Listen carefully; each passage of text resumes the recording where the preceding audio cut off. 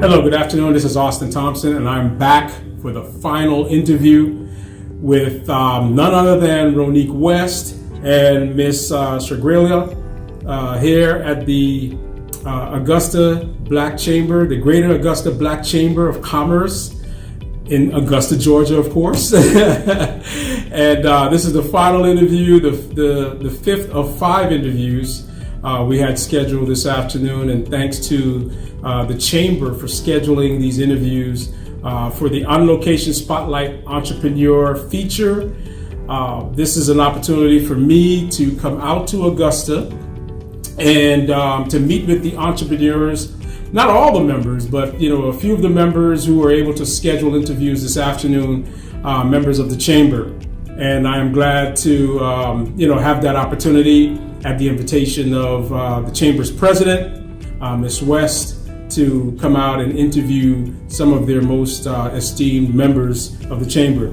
So good afternoon, ladies. Good afternoon. Thank you so much for joining us today.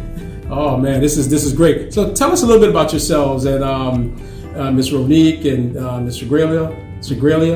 Am I pronouncing that right? Shagrelia. And there's nothing else that Austin Thompson won't do than butcher someone's name.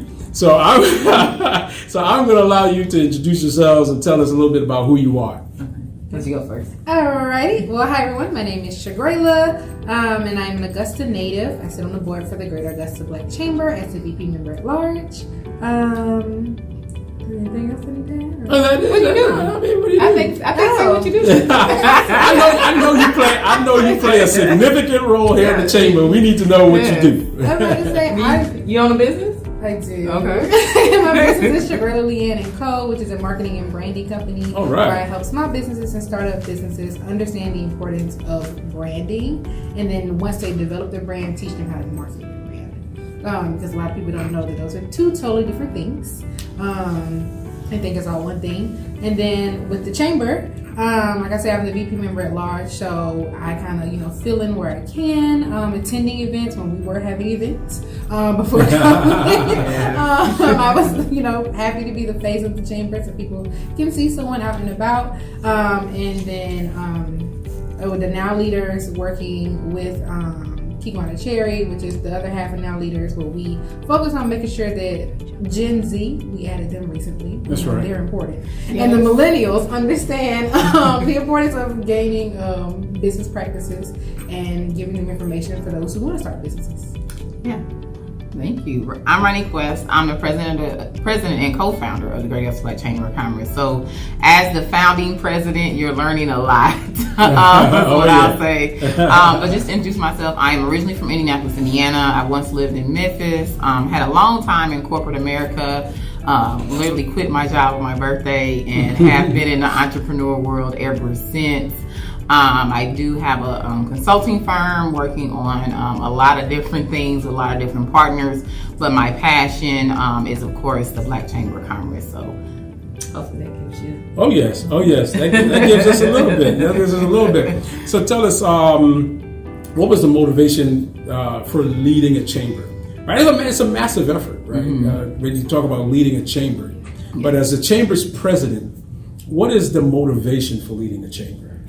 Oh, I would say I always worked in the community. So even as a kid, I've always, when I was in elementary, where I worked with community efforts, just Say No Club, I think it was back in the day. I remember being the VP of that club and just really working with the mayor of the city at that point in time, being interviewed kind of like today. Exactly. And so that's just something that was always instilled in me as a kid growing up with my parents and my great-grandparents living next door, that you always served the community. No matter what you did in your day, you still had that aspect of community. Of course, growing up in church, usually it was at the church where you kind of spent a lot of your time, but we also always had the aspect of volunteering. So right. I volunteered there, and then the Indiana Black Expo, which a lot of people probably know. I was actually their assistant to the director of the youth department. So I did a lot when I was a teen, even with just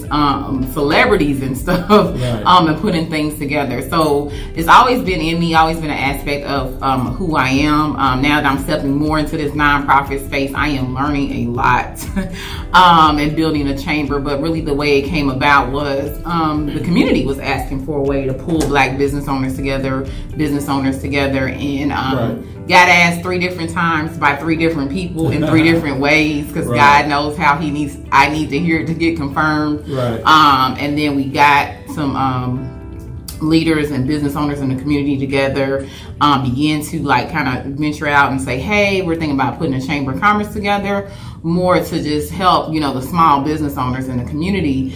Didn't know that Black chambers existed, honestly. We were just going to build another chamber. And then we learned that Black chambers, Asian chambers, all these different culture chambers, women chambers, I mean, you name it, it exists.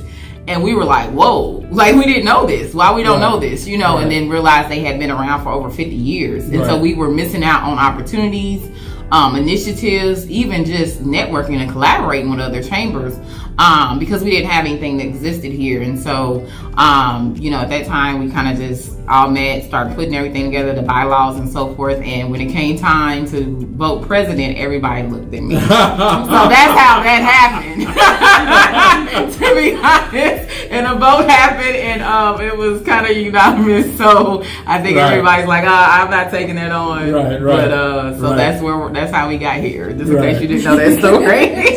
So they saw that potential in you, right? They said, Ronique West, she has done all these phenomenal things up to this point. So when it comes time for president, everybody looking around. It's not like, hey, I want to be the president, I want to do a chamber. It was more of a community. I have a passion for the community. You know, how can I help? That's really, my objective. I am not a person about titles. If anybody follows me on my personal social media, I don't even have my titles up. I'm not a title person whatsoever. I'm just like, okay, what can we do to get the work done? I'm not a hype person. Hype doesn't stop the work. We have a lot to do for our Black community, which we'll get more into later. And that's important because, you mentioned not knowing about Black chambers or female chambers or Asian chambers, but it's great to have an organization like a chamber that represents your demographic. And there's also youth chambers. I've seen youth chambers, and it's wonderful because sometimes individuals feel as if they're not getting the services they need from other chambers. So, I think it's what has happened or what happens in America. I'm a big data person. We have not effectively solved anything. When you talk about the wealth gap, it's 247 year wealth gap. It's we're projected to hit zero median wealth by 2053. I just read a report. They're saying Black people have like 1% of wealth compared to other cultures, where it's $1, per person or whatever. And it's like, okay, so when you put it all together, you're not going to get everything done. So you have to first address it specifically, because specific things were done to specific groups. So you have to specifically address that group first. Then once you start solving those issues and seeing those numbers change overall, then you can then go into an effort of putting it all together. That's why that happens. And I understand it. Exactly. And that's where the importance or the significance of a chamber that represents you. Right, as a female entrepreneur, as an Asian entrepreneur, as an African American entrepreneur, right? And Ms. Shagrela, in your capacity, how is it working with the chamber? I absolutely love it.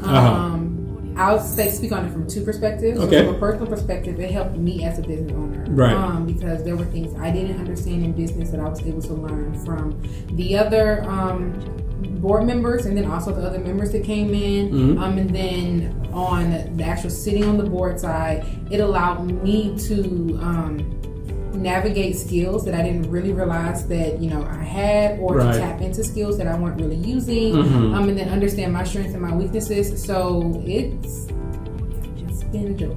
And that's great. And not only are you on the board, right, or an executive, but you're also learning as a business associated with the chamber and helping you grow, right, and utilizing the resources, right. And how long has the chamber been in existence? 3 years. Yeah, 3+ years. All right. So you're young. Yeah. You're a young chamber. Yes, very young. Yeah. Yes. Yeah. And before the Greater Augusta Black Chamber, did African American business owners and entrepreneurs in the Augusta area have an organization with which to network and members to come together and network with one another? Not that I know of. I was kind of breaking into the scene really then 3 years ago. So if there was something, I didn't know about it. Yeah, I know it's definitely a lot of networking groups before we started Formulation. And then I know we have a business league that focuses more on education piece for the community and has been around for a very long time. But this is the first really newer, I always say innovative organization that Augusta's really seen, where it provides that networking, education, then programming as well. And a lot of different components that is happening and true for entrepreneurs today. Right, that's great. That's great. And what are some of the services you provide? If I'm joining the chamber, what are the services? What are some of the services and activities I can participate in? Yeah, we have a lot going on all the time. Well, that's great because you're active, right? Yes, we're that's very great because active. you're active and yeah. So at weekly we have a Friday morning 9 a.m. We call it now the CSRA Impact Call, because not only do we service the Augusta community, we cover the whole entire CSRA, which is 18 counties. So that is like Aiken, South Carolina, also Columbia County, Hephzibah, so just cities within the 18 counties. So just in case you guys didn't know, we have members that stretch throughout the county, even as far as Columbia, South Carolina. Right. We're starting to get members from Atlanta too now. Great, so great, because a lot of people do business in Augusta. Yes. But as a member, you can join that. Well, member or non-members are actually able to get on that call. Then we have general body members for our members, which is a quarterly call. And so that way you guys can get information on what the chamber has going on, any initiatives we can help you with, and so forth. We do constant workshops. You just actually did one for us yesterday on the 26th on the PPP wrap up. We're really focused on making sure our community has the most up-to-date information that is effective for them to learn it in that way. So I can't stress that enough. A lot of times the delivery of things are not effective for our community, and it's best that it comes from really our organizations that are minority led and so forth, because we have been impacted the same way as the community. So it's really important that we're delivering those things. You also have a membership. For members, you get a membership discount. You get a lot of information. During the pandemic, I can't tell you, we don't have any businesses that were actively engaged with the chamber that even are in the threat of closing. All of them got grants, PPP lending, loans, etc. I mean, everything we're sending out, we're constantly sending you out grants, information. I know I have one member, she applies for everything. She tells me when she gets it, I think she's got at least 5. She's like, I got this, I got this, I got that. So, that's a huge value. I even heard from other leaders that say, I have not seen a chamber give out this much information in a very long time. I think that's very critical, because as entrepreneurs and business owners, you can't watch and understand what's all happening. And it's so much stuff that's going on, so you have to be connected to an organization that will funnel that information to you, that is critical to keep your doors open, help you grow, give you the opportunities, those necessary access to capital, make sure we're connecting to those partners, have those resources. So that's critical. We also have our online training platform that we just rolled out. So orientations online, a lot of more classes are going to come online and so forth. Of course, we have the general things like round tables and other initiatives, as far as we've done over 50, even though we're a young table, we've done over 50 workshops. We've had over 100,000 views in our virtual things. We've done some initiatives with Payne College. We welcomed in the new president. We did the first State of the Black Health with Doctors Hospital that went off really well with some doctors. So we, as a new organization, is really just pushing the envelope, and we'll continue to really get things here in Augusta. So you really want to join us.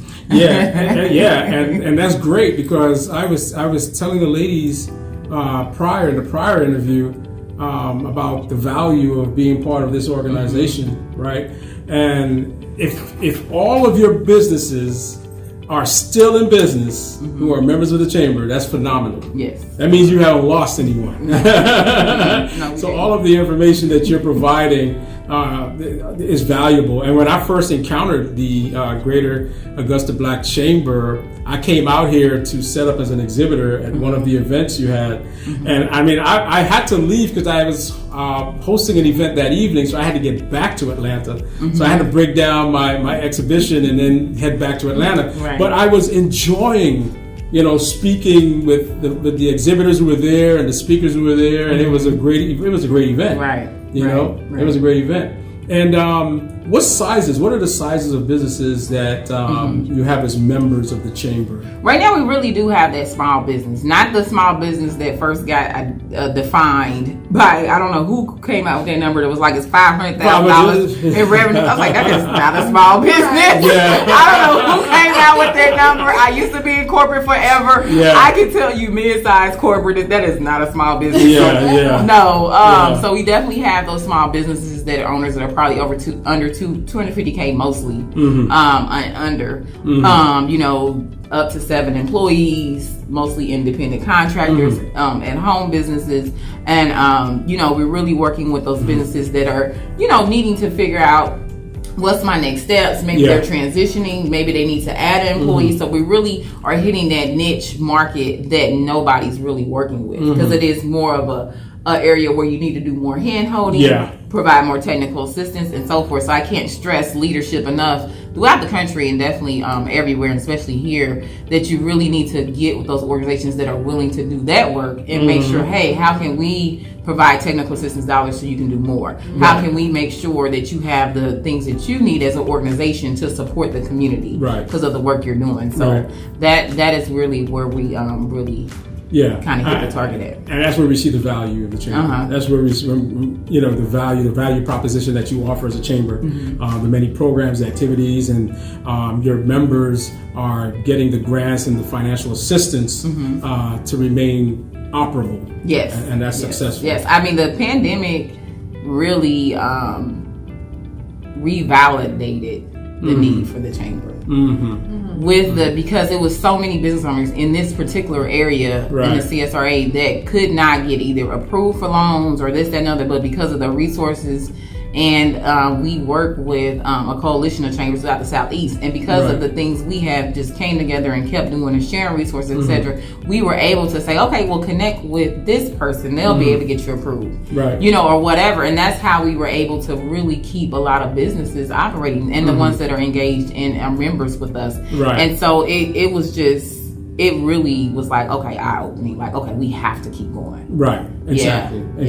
And how many counties? It's 18 counties in the CSA. 18 counties. Yes. Wow. Yes, it is. So that's a vast connection. So it's like entrepreneurs in Augusta and Richmond County, they have access to all these other businesses in these 18 counties. Right, they do. If they start engaging, when members come on, I can't stress the calls that we have. That's really critical. Get on the weekly calls, because then you'll start understanding our network. So we really work through the CSRA. We're working to engage heavily more in the CSRA area, but we already are engaged heavily with the Atlanta Black Chamber of Commerce, the Savannah Black Chamber of Commerce, the Athens, the Northeast Black Chamber of Commerce. They just changed their name. The Albany Business Alliance, I want to say, is their name. Buford Black Chamber of Commerce. Oh wow! So those are, like, if you notice, the 5 major cities almost in Georgia.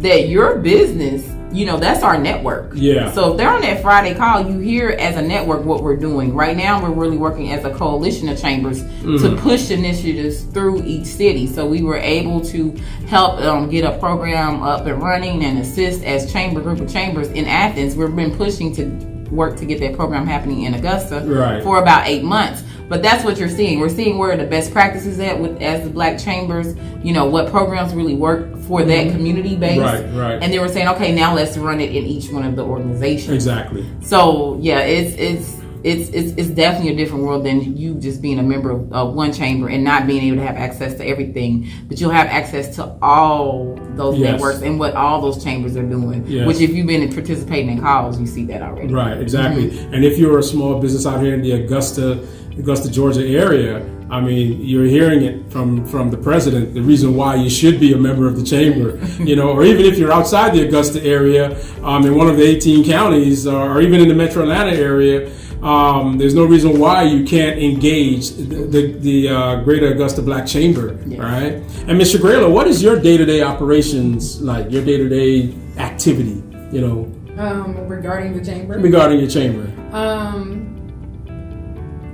Well, I sit at the Black Chamber desk here at the clubhouse. So I get a lot of people who get to come into the clubhouse, which is a co-working space in Augusta, Georgia, who pretty much ask me what I do. And so then I get to share information about the chamber that way. So that is kind of like my day-to-day. Right. When it's time for events, step up and help there. And of course, the chamber, with the Now Leaders, we have different programs that we do to,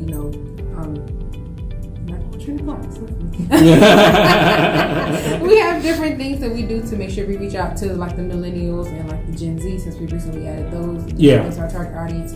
So pretty much mostly spreading the word. Because word of mouth is huge here in the city of Augusta. Is the number one thing that I do. Right, and you mentioned the millennials and Gen Z, right? How significant is it for the chamber to play a role in the development of businesses that are started by millennials and those of the Gen Z generation? Because when we think business ownership, right? When we think entrepreneurship, we think it's only adults starting businesses, right? But you have folks who in their teenage years who are starting businesses, right? As young as their teenage years. So how significant is that for the chamber to play that role?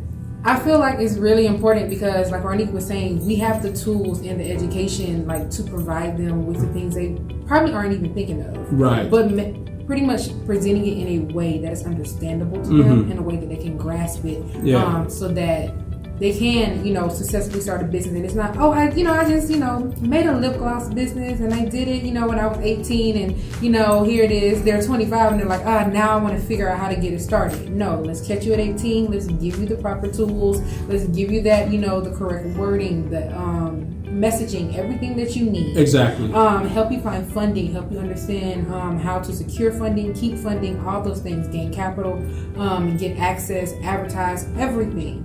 Let's train you now, let's teach you here, let's provide you with those things so that it won't be, I just, had this thing and years later now I want to figure it out. No, we're going to set you up and start you off on the right way so that they can be successful because the economy runs on small business. Yes. And so why not, grab them at a young age?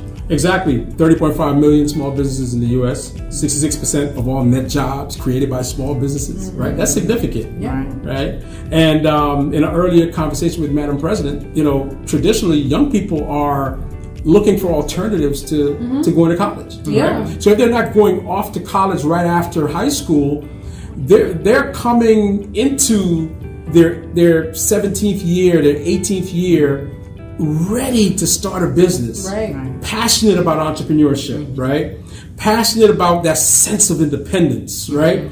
So having access to the chamber is important for them. It is. We ran an internship this year, which actually was with Gen Z. They were in seniors in high school. Right. 2 of them actually had businesses. Wow. So they interned with the chamber. They got to see the inner workings, the back end. They ran the social media for about all through the pandemic for the most part. Right. And so they really learned a lot. So it was really just good to connect. But I can't stress the importance of, I was kind of talking to you earlier about the makeup of the board. And I really on purpose made sure we had each generation represented. Because a lot of times, it is a generational fight. I think Greg can agree with me. But it's important that if you want to connect with the younger generation, that you listen to them and you let them make decisions. Yeah. You can't just say, we want you to come in the room, talk to us. Actually put them in leadership positions. Allow them to lead.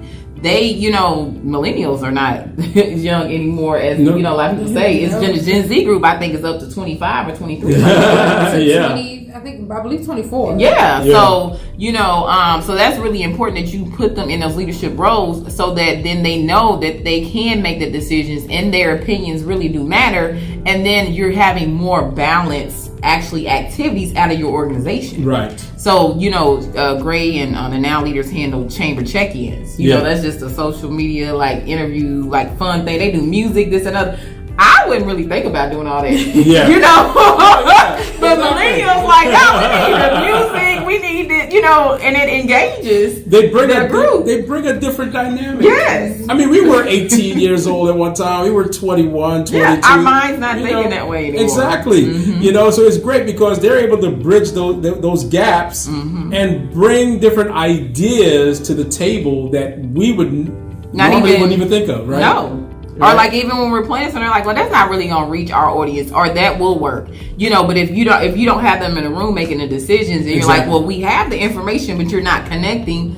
Well, it's because it's probably coming from one particular generation that you're trying to reach everybody, but you have to begin to involve them in those leadership roles and conversations, and they're the leaders now. Exactly. We should be moving back into more of an eldership advice. More advising, role. more advising, and outside of the black chambers in the 18 counties, who are some of your partners? Who are you partnering with, and what are you doing in these partnerships? Yeah, for sure. So in the partnerships here in Augusta, the clubhouse, that's where we are today. Okay. And so we have a partnership with them where we, definitely meet on a regular basis. All the partners meet monthly and talk about what they have going on, what we're doing on. We make sure we share each other's initiatives with each other's, marketing information. And then 600 Broad Street, who has been a partner since our inception. When they were asking me to come in the building, I'm like, no. Then they heard I was working on a chamber. It's like, will you at least let the chamber be here? I'm like, sure. So, I'm not sure how the word got out, but they heard. They have been a partner since day one. So gotta mention them. NAACP of Aiken has been a partner of ours for about 2 years. We are strengthening that relationship, so we're just excited about that and see what all happens there. Right. Vexplex, which is in North Augusta, South Carolina. They are definitely a member, and then also we have an agreement with them, so we have offices over there now. Gotcha. So we'll be doing some events there as well. And then Fifth Third Bank has been our banking partner since day one. And I can't stress enough, they rolled out the carpet. They were like, hey, we want you here. And they're just a great, awesome team to work with. Oh, that's great. That's great. And you can't do anything without partnerships. Yes. Partnerships are huge. Oh yeah. Yeah. Oh yeah. Yeah. Oh yeah. And Mr. Grelly, do you have any connection or role to play in developing the partnership with the chamber? Well, I guess I did. In the clubhouse? Yeah, that was all great. She's so grounded. Oh, I guess, no, it's the She's clubhouse. She's trying to be modest. Yes. That was all great. Oh, that's great. That's great. So if someone is interested in joining the chamber, right, what are the levels of membership that you have? Sure. So, first, we definitely do everything online. So go to the website, www.mygabc.org, and just click on membership. But you'll see a level. We actually have monthly membership now. So we worked, we actually during the pandemic really got some initiatives off the ground. We didn't have a business directory. We have that now. We wanted to add monthly membership. We now have that. So it's a monthly membership. I think it's $22 a month, or it's under $25. I can't remember the exact amount. And then all the way up to corporate, and then our diamond levels. So we do have the bigger corporate sponsorships as well. Right. So we do cover all the different areas from there. So $22 a month, $150 is the next one, which is our professionals in our home business. So as a professional, I do want to say that you can still join a chamber, because we still need volunteers to help us with technical support when we run events, sit on different committees. We have the Now Leader Committee, we have our Executive Assistant Committee, we have our CFO Committee, we have our VP of Business and Financial Affairs, we have our Marketing Committee, and then we have another committee we're working on. So it's always somewhere where we may need some assistance. Right. So as a professional, you can still engage with the chamber, join at our either or even our $150 level and do that, and then from there it goes up like $250, $450 and up.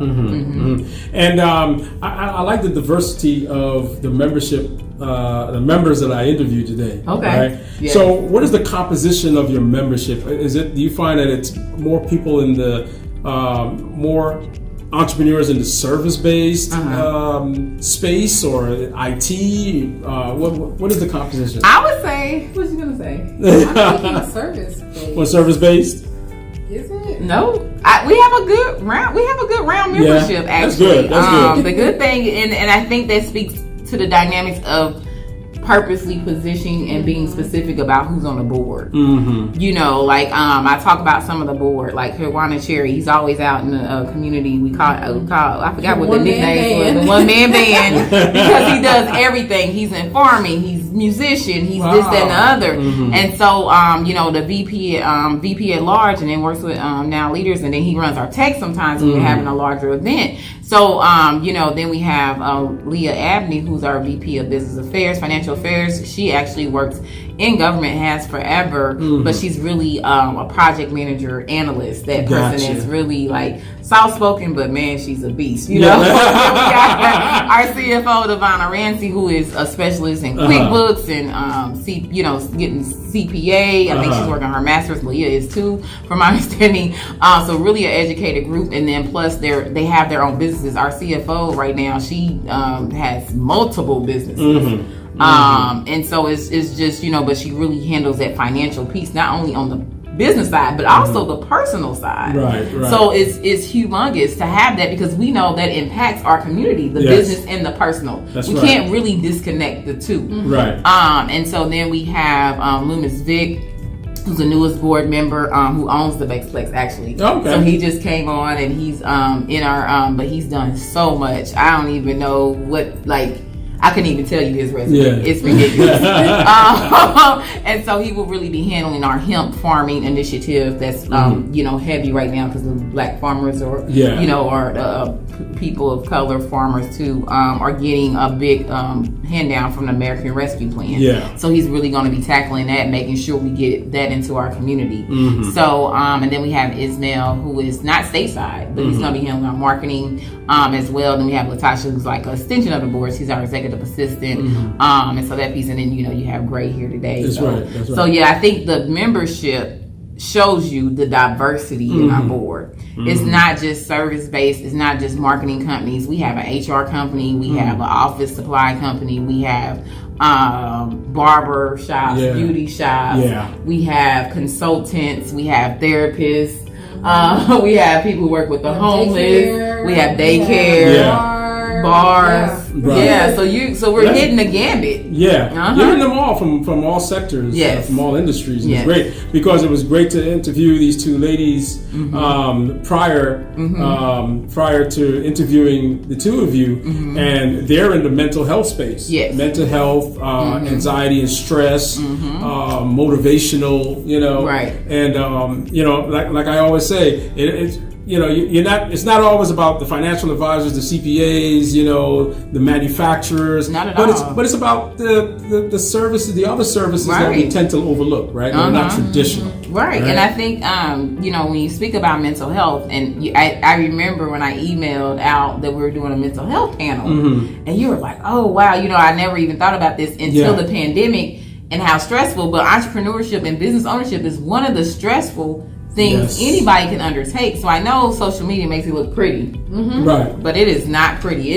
When you look at the risk scale, it's one of the highest risks up there. You know, you have your, like, I think it's like real estate and stuff is below owning a business. And even Texas Roadhouse CEO just unfortunately committed suicide. So you know, I mean, I think you know, we have to like be realistic about really what happens in entrepreneurship. So as a chamber, we actually started Health as Wealth initiatives where we're actually the first Monday of the month. Like I said, we got a lot going on. We at 6 a.m. we really want everybody to start off their month healthy. So we're bringing in local trainers and local health experts. It's going to be 20-30 minutes of exercise, 10-minute talk either on mental health, food prepping, or whatever. And we're going to do that every month, because we want the community and our business owners to be healthy. And that's so critical, especially during the pandemic. Exactly. And even though now we're isolated because of the pandemic, it doesn't mean we stop interacting. Right. You know, it doesn't mean that as a chamber you stop planning. Oh no, you know, and stop we've engaging. been busy. Yeah. We've been swamped. Yeah. So it's needless to say that the pandemic and COVID negatively impacted you. But how did it impact you all in some way? I mean, just from in-person events, I mean, it's some things that we wanted to do to get out in the community, we had to pivot. We always do a strategic planning session at the beginning of the year before we kick things off to really say, okay, what happened? Did this work last year? Where are we at? What do we want to do as an organization? Right. How can we improve? And so, of course, with the pandemic, it was 2020. I think that's when we had our first meeting. Okay. You came, and then after that, the pandemic hit. Yeah. And we were right like, before the pandemic. yes. And so we like, oh, scratch this. Right. Move everything online. And so that's kind of like where we all just pivot. But it didn't stop anything because I've been in a virtual world working from home for 8 years. A lot of people don't know that. So I actually had I was a team leader for a team in Alpharetta. Right. So for me, virtual world is like my world. So it didn't stop anything. It was like, okay, well, we'll just move everything online. It's like, well, how you doing? This is how you do it. You know, so that's literally what we did. And then we ran one of the first big,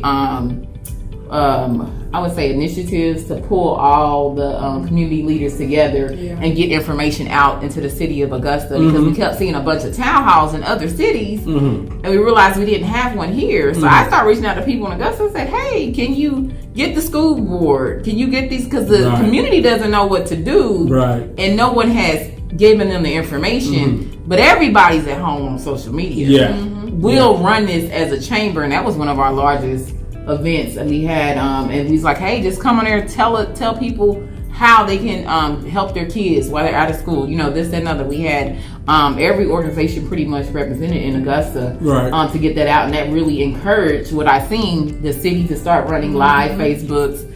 Other organizations started running live Facebooks and so forth. So I like to say that we're definitely pushing the narrative to innovate. Well, that's great. That's great. So where do you, with all of this going on, it sounds wonderful, right? Because it sounds like you have a very active chamber. We do.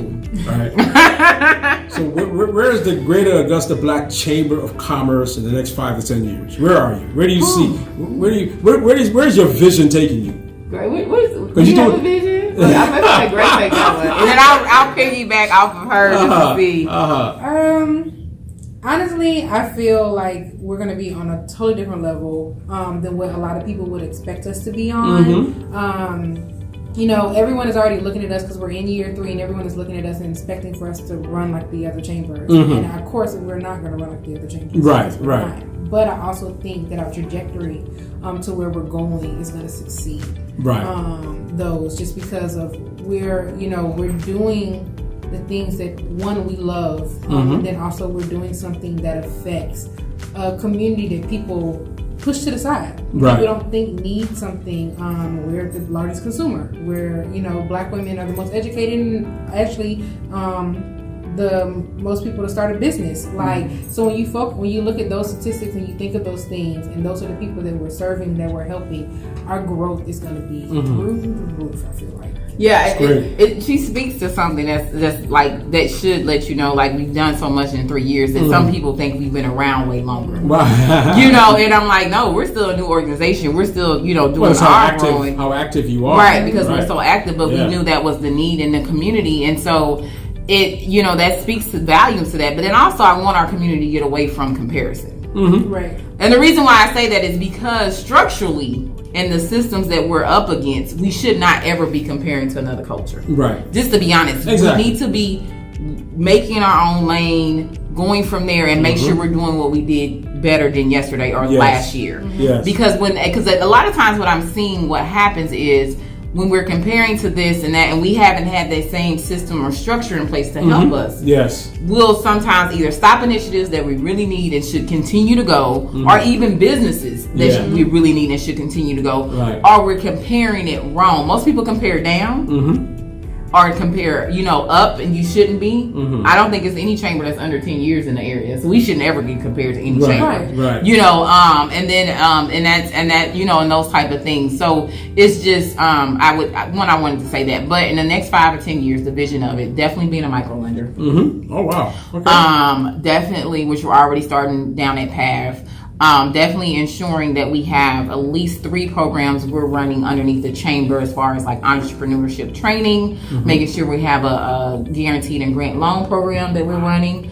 Ensuring that we have also some type of soft skill leadership training program. Excellent. For our parents, because that's what we've heard from the community, that they really need that type of soft skill for our parents and that leadership training. Excellent. So that those are the main programs. So the next hopefully 2 years I would like to see those 4 things actually off the ground. Right. And that's great, because the soft skills often overlooked, right?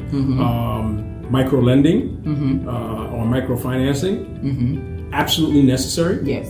For our businesses, because sometimes the traditional route doesn't work. It doesn't work. Right? Yeah. And we have today to prove it at this point. Yeah, exactly. And if they can come to the chamber and be able to leverage those services, that definitely adds to your value as a chamber, and it adds to the benefit to the small business owner.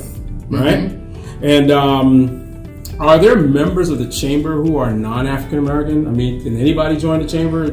I actually talked to one yesterday. Yeah. So we do have non-African American members of the chamber. We are Cyber Circuit. I talked to Dave yesterday. So he's very engaged. And he reminded me like I need to renew. So he's like, you know, but the thing that we want everybody to understand that our agenda is to help our Black businesses. Right, exactly. That is our agenda. So if you're passionate about helping and making sure you support the organization so that we can even do that more at a greater scale, we invite everybody to join, but understand that is where our objective is. Right. Which helps all small businesses. Yes, to be honest. exactly. Yeah. Exactly.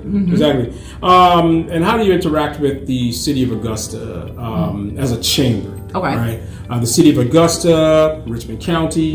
How do you interact with those government entities? Well, I would say that we've been working on that relationship with the city of Augusta this year for sure during the pandemic, and more because we've seen the CARES Act funding. Well, we really learned from the coalition of chambers, you know, from our partners throughout the coalition, Atlanta Black Chamber of Commerce, Northeast Georgia Black Chamber, and so forth.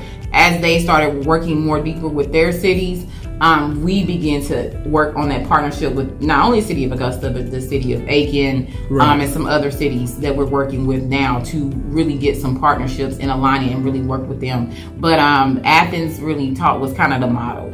So we really seen how that community or that leadership in that city came together and said, okay, look, let's do something different with the CARES Act dollar. The pandemic is hurting, impacting that community the most. Let's make sure not only do we still give funding to the normal organizations to run programming, but let's also give funding to our newer organizations that we know have been doing so much in the community to also run programming.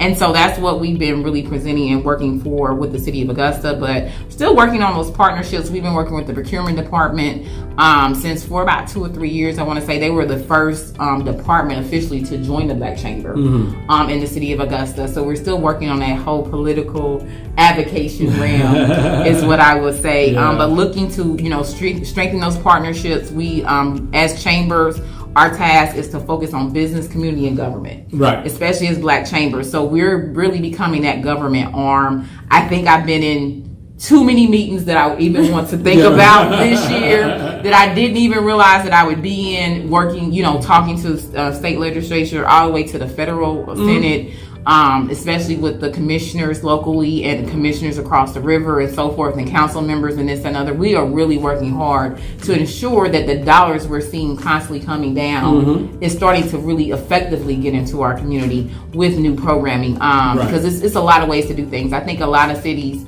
from what we're seeing and we're evaluating and so forth, most of the time they have business initiatives. You see about 2 or 3 business initiatives at least happening in that city, 4 sometimes. I know Athens, I think, had like 4 going. That's a smaller city, so we should be able to have at least 2 or 3 running in this community. We definitely need a micro lending program. That is critical. The business owners missed out on a lot of different things during the pandemic because we didn't have a micro lender that really serviced this area, that was offering different programs through the SBA. So we're really working through that, talking to the SBA, working through partnerships, trying to see how we can get one stood up pretty quickly. So that's really our passion, because that access to capital is such a huge component for our businesses, and it's even working capital. Yes. So we can't, not only is it access, but it's also working capital where those gaps are for our businesses, and we can't say that it's being solved when it truly is not being solved. Yes. So we have to, as a chamber organization, continue to work on that relationship with the city of Augusta and the other cities, which we are working through, and we just look forward to having stronger partnerships. Yes, access to capital, very important. It's like the spine in the human body, right? And I think many of our minority businesses or disadvantaged businesses that should have a plethora of pathways to access to capital. And I think it's a great benefit that you're offering as a chamber to expand that. Yeah, definitely. I mean, that was one of the initial goals. Like, that was immediate. We have to become a microlender. Like, that was just the immediate, because we knew that was a critical component. And I think, as we really work on serving disadvantaged and small business owners, it's very critical that you put the minority and the Black chambers in the room when you're developing things, having conversations, and make sure you provide those technical assistance dollars too. Don't just keep, bringing us in with just the volunteer and just taking our knowledge and this and other. Continue to value us as much as you're valuing, other chambers as well. I will stress the importance of that, just because this was the first year where I got heavy into this space, and I didn't realize it was so many, quite frankly, barriers.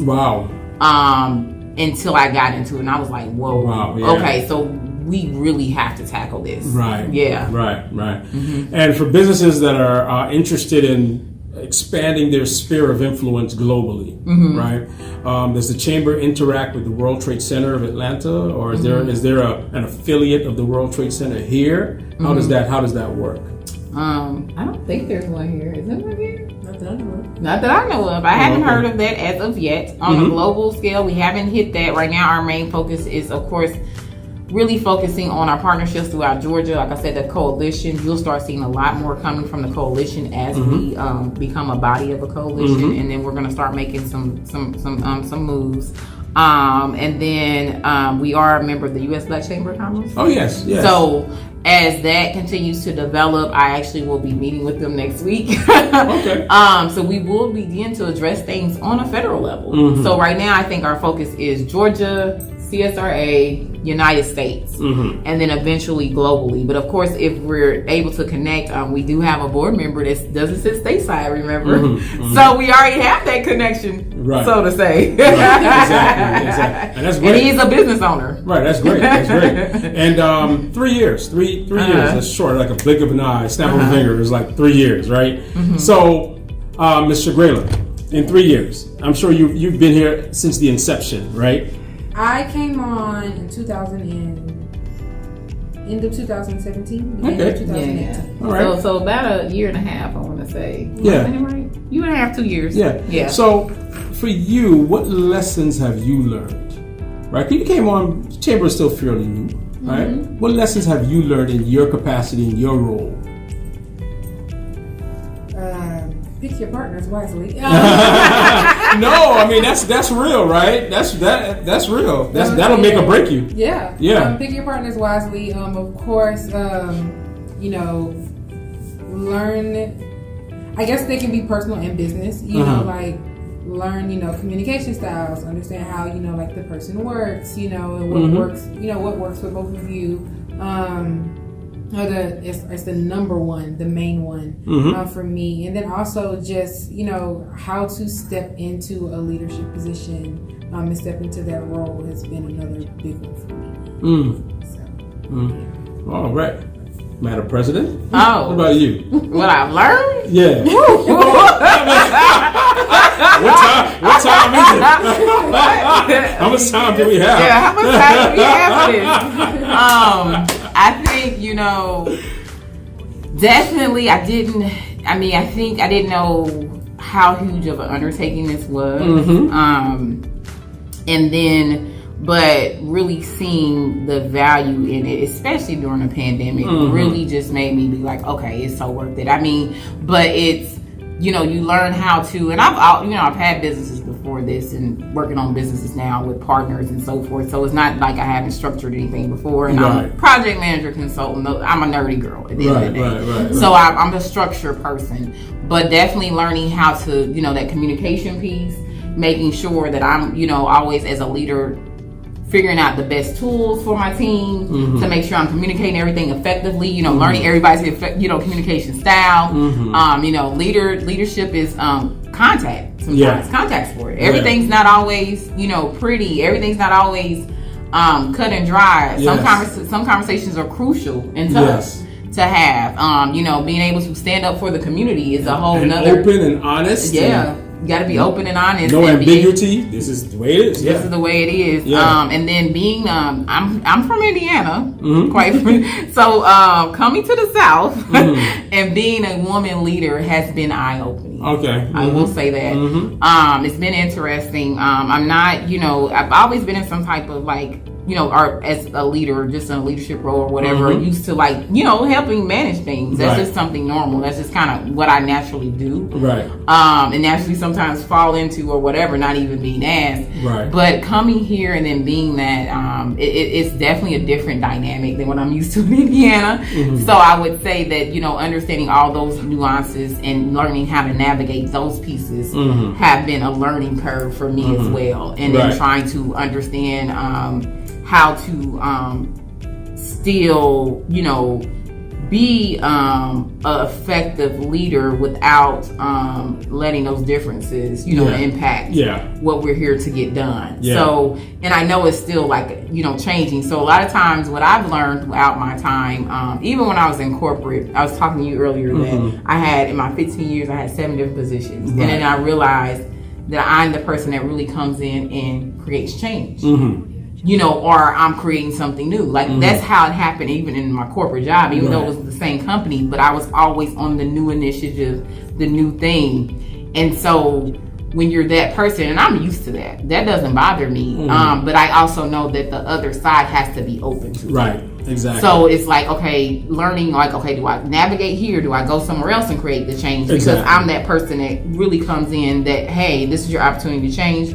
Let's work together to get change. Because I'm a collaborative person. That's another. My biggest thing is, just keep it respectful. We're good. Right. We can have the open conversations and so forth and this, that, and the other. But I think that is like a learning curve. And then understanding your team is valuable. But anybody that has ever worked with a team, always, hold everything in confidence. Yeah. I can't stress it enough. Yeah.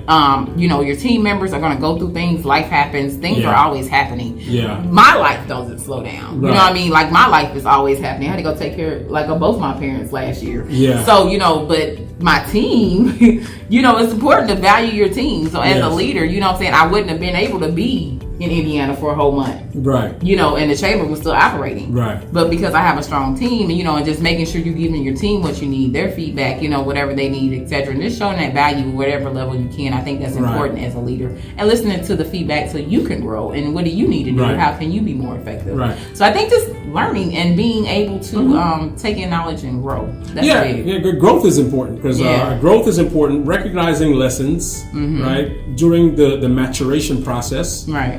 Understanding that the person you are year 1 is not the person you will be year 3. Absolutely. Right? as an individual or as a leader. I'm pretty sure I got some gray hairs. Yeah. Augusta. That's right. CSRA. That's right. Thank as a you. person or in a leadership role, right? So if you're still the person at year 3 as you were in year 1, you have not grown, right? And you have not learned any lessons because you haven't been able to shift, right? And move with the paradigm, right? So it's important that even as a small business owner, as an entrepreneur, right? In year 1, you're going through 0 to 5 years is tough. That first year of growing a business is tough. That's 0 to 1 year. When you get past that first year, now you get past the second, the third, the fourth, and fifth. Yeah, it gets easier as you grow and as you mature. But there's still lessons, there's still hardships, there's still challenges, there's still obstacles, right? Yeah. And every day is a learning process, right? So, Mr. Grela, as we begin to wrap up, and a young business is coming into the chamber, what would be your advice to that business? Utilize what the chamber has. That's it. Take like Ronnie was saying, each board member has something. right? That they specialize in, that they're known for. You know, don't just wait till we have the forums or wait till, you know, we have like the Business Matters Live or anything like that. Reach out to us. You know, we're open to communication. We're open to, you know, making sure that each member or each, you know, person, if we can, let me send you this resource, or let me provide you with this information, or let me help you, you know, where I can. Utilize what we have. The board is here for a reason. Right. We, you know, work within our specialties and our expertise to bring to the members and to bring to the community. So use it, please. That's why we're here. Right, exactly. It's like we can't say it enough. Right, and I think one of the things that members think that, okay, I pay my monthly or I pay my annual or quarterly, whatever the payment, the frequency of the membership payment, and I say, well, you know, the chamber didn't do anything for me. Right. The chamber didn't do anything for me. Well, were you active? Did you participate? Right. You know? That's with any subscription. Like, you know, think about when you have a Netflix subscription. Right. You're not going to be like, oh man, Netflix keeps taking, you know, 17 of my dollars. You have to use it. Like, you pay the money. Utilize what is there. Right. That's why you're paying. You're paying for the service. Right. So allow the service to help you. Right. It's like walking into a gym and you stand there. Right. You didn't use any of the equipment. Oh, well, the gym didn't do anything for me. Well, you got to use the equipment. Miss Ronique, Madam President, what about you? I was definitely you know, say what, you know, echo what Gray has said, and just say that, you know, definitely utilize the chamber, utilize the services. And we are unique to where when we even formalize the chamber, even though we're on our 1.5 board, everybody always, you know, I've gotten a lot of mentoring from other chamber presidents. But one thing I would say that we didn't have to go outside of that first board to do anything you've seen with the chamber. Right. So we've always had a unique dynamic where everybody on the board had a specialty to get things done. And so if you're seeing the organization, you see the marketing, you see everything that we're putting out, know that came from people in the CSRA area. Right. So we have the talent here. We have the people needed. There's no reason to go outside to get anything done. Right. I can't stress that enough because that happens a lot in our city, unfortunately. And then the other thing is that ask what can you do for the chamber? Right. Not only say what can the chamber do for you, but what can you do for the chamber? Because we're building an organization that is new, that is unique, that is not only focused on the membership, we're focused on the community as well. Right. So we have a community component because we're like, we can't just focus on membership. Exactly. We have to also focus on the community. We want to reach those who can't maybe afford to do the monthly payments yet, can't join as an annual member, cannot, maybe don't understand the value of it. But we don't want them to miss out that, hey, the PPP deadline was March 31st, but it got extended 60 days. Exactly. You know, those are critical information to get out to our community that we have to make sure we're sharing as an organization that's focused on the community, that's happening to our community. So that is where I would say for members or anybody thinking about joining the chamber, not only think about, okay, what can the chamber do for me, but what can you do for the chamber? Right. Because we're always needing help. Exactly. Right. With everything you hear we have going on. Yes.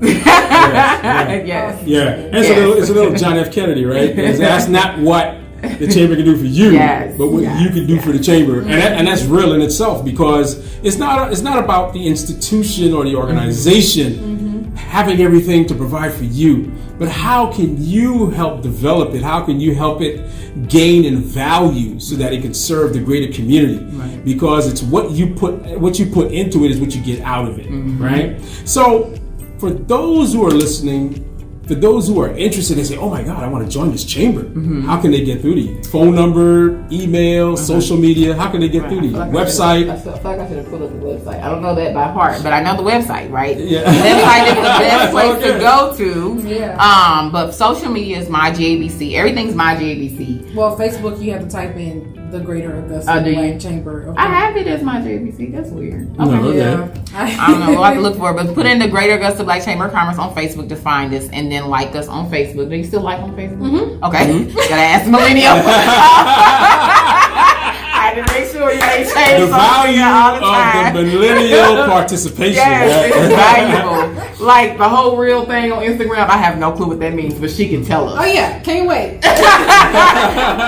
Don't know. But okay, Instagram is my GABC, Twitter's my GABC, YouTube is even my GABC. Right. So we have a YouTube channel as well, and then our website is www.mygabc.org. And the reason why it says my is because this is your chamber. Exactly. So a lot of people didn't realize that is why we say my GABC, because not only do we want you to come in and say what can we get from this, but we want you to be interactive and say what can I give back. Exactly. Because this is truly a different, unique model than what you've seen or experienced before in the CSRA area. It's the village concept. Yes. It's the village concept. We have to bring the village back. Yes. That is definitely my objective.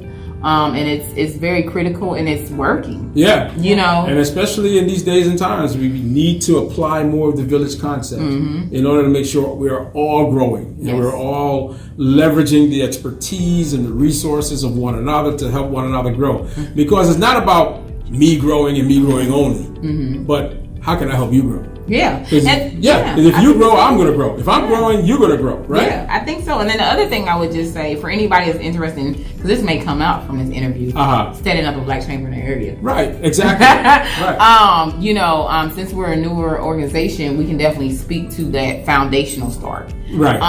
One big thing I would say is just making sure that you have, get you some mentors of other presidents. Right. That's going to really help, that have been the founding chamber president. It's different when it's a president that has gotten the chamber handed over to them than it is a founding chamber president. So, we have our coalition. We're helping to stand up more chambers. That's what's starting to happen now. A lot of people are interested, of course, having either black or minority chambers in their area. Right, exactly. That is starting to be a big thing, and we're at the table, providing that advice, because we have one of the most freshest perspectives of what's going on today. Exactly. So that's critical, and I can't stress enough that if I didn't have the mentorship, I wouldn't have went ahead and agreed to help get it started, because the Savannah Black Chamber president at that time, and then the Atlanta Black Chamber president, and so forth, because they put their hands around getting this organization up, it really helped me navigate through it and understand, okay, what does it really take to get it done? So that was critical. And I can't say, and even just saying the fact of keeping it to where you really are serving the community. Exactly. That's another aspect you'll hear from chamber presidents that have gotten really maybe big, and they're but once we got to this statement, we couldn't, there was no connection to the community anymore. Right. So they were try to grow it, as what you call grassroots as possible. Right. So that's why we do grassroots. Right. Because they said if you do it that way, and your companies and your organizations grow with you, you keep that community aspect. Right. So that would be another huge piece of advice. Even when I met chamber presidents that were in Texas or so forth, everybody really says that. Right. So that would be another thing. Right, and that's great. And again, if you're interested in establishing or even doing a feasibility analysis to start a chamber, a black chamber, wherever you are, you see the need for it. I guess the Greater Augusta Black Chamber will be a wonderful resource for you to contact. And we're going to put all the contact information up so that you can definitely have it there in the video. I've had a wonderful day. Well, I'm happy you had a great day. Thank you for coming to Augusta. I had a wonderful day. There's no other way I could have spent this Saturday. I mean, I probably would have been in front of my computer all day working, but I get to drive out to Augusta and to meet with the wonderful members of the Greater Augusta Black Chamber. And I thank you, Madam President, Ronique West, for setting this up. This is a great opportunity for the On Location Spotlight Entrepreneur Feature with Thompson Management Consulting. And Ms. Shagrela, Madam VP, thank you so much for your time and joining us. Thank you. Any final thoughts? Or maybe do you think I don't think there's any such thing as I've said enough, but if you have any final thoughts that you want to get out. Any final? Don't you guys make sure you guys just follow the chamber, become members. Can't stress that enough. Right. Yeah, I think also just even engage if you're not a member. That's one thing I always stress to the community. join our email list. You can reach it from our link tree, MyJBC. Go to our Instagram page. The link tree's up there. It's a way you can join our email list. We're constantly giving out information. The community is so critical. A lot of times we're uninformed, and then we're trying to get information, or we're missing things. Connect with an organization that's really giving out that information. Yes. At least take the time to join a call once a week to say, let me learn what is going on, what opportunities are available to me. Because then that way, that time you're going to be spent valuable, and then you don't miss out on anything. And those organizations are supposed to set up to funnel that information to you. Right. And so, because that's what's happened in a lot of our communities, we just don't understand what's going on because there's so much going on. Yes. And so even as leaders in the community, start making sure you're funneling the information through the organization, so we can get it out to the community effectively. I think I can't stress that enough, and that's where the value of the chamber, and that's one thing I really wanted to address, was that communication channel. Right. And just let people know, okay, if I can't go anywhere, I probably can go here and get it. Exactly. Find that one place in your community, or becoming that. I would say stressing that, and then just remember, we're one community, one voice, and the voice of Black business. That's right. And you don't have to reside or have your business in Augusta to engage the chamber or to be a member of the chamber. Yes. You can be anywhere and engage the chamber. Yes. All right. Ladies and gentlemen, thank you so much. And to you ladies, happily International Women's Month. Oh yeah, I keep forgetting that. Happy International Women's History.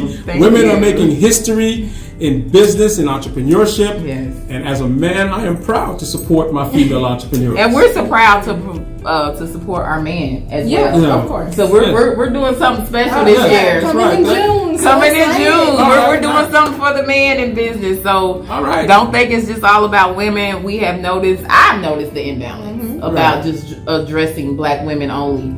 So we as a chamber organization, we got something coming for the Black men. Oh, great, Sean. That means I'm making another trip out here in June. Yes. I'm only just down the road. It's just a short trip.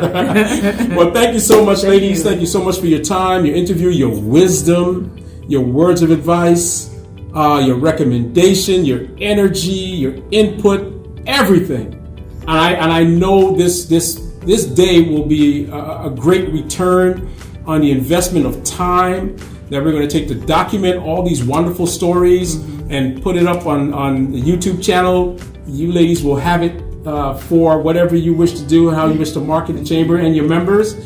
And I thank you again. Thank you. Austin Thompson, On Location, the On Location Spotlight Entrepreneur Feature with Thompson Management Consulting. We look forward to another segment. Thank you so much. Have a great Saturday. Take care.